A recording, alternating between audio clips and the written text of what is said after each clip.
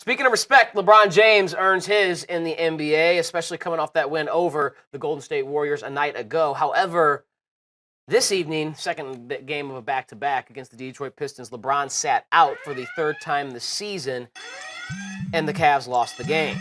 They are playing 5 games in a 7-game stretch, Twan. Tonight was, again, the second of a back-to-back. Does the NBA need to eliminate back-to-backs, or is that an overreaction? So we can see the stars more often and not have to rest so often.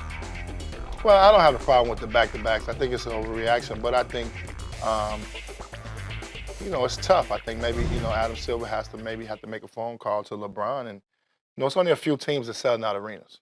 And LeBron's one of those guys that sells out arenas, and that's a huge responsibility.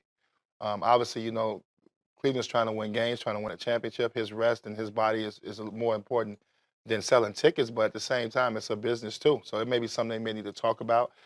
He has hurt, especially West Coast teams. He really hurts West Coast teams when he sits out.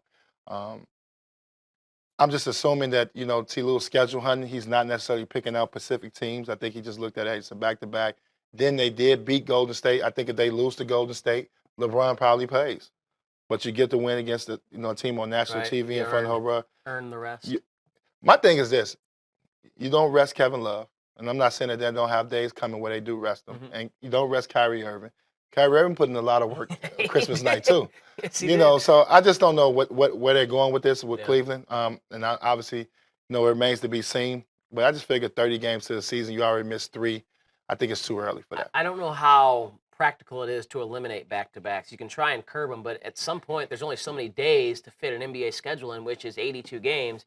You're going to have to play 2 games in consecutive days. Yeah, I think it was tough. Obviously, like you just said, 5 games in 7 nights is always tough. That's a tough stretch, especially if you're a guy playing 35, 40 minutes a night. That is a very tough stretch. So maybe eliminating something like that, but you're going to have back-to-backs. And I think that's why they're trying to shorten it up a little bit. You get these home and homes. They try to get these home and homes out the way. We're seeing a ton of these now when teams are playing each other back-to-back, like little mini playoff series.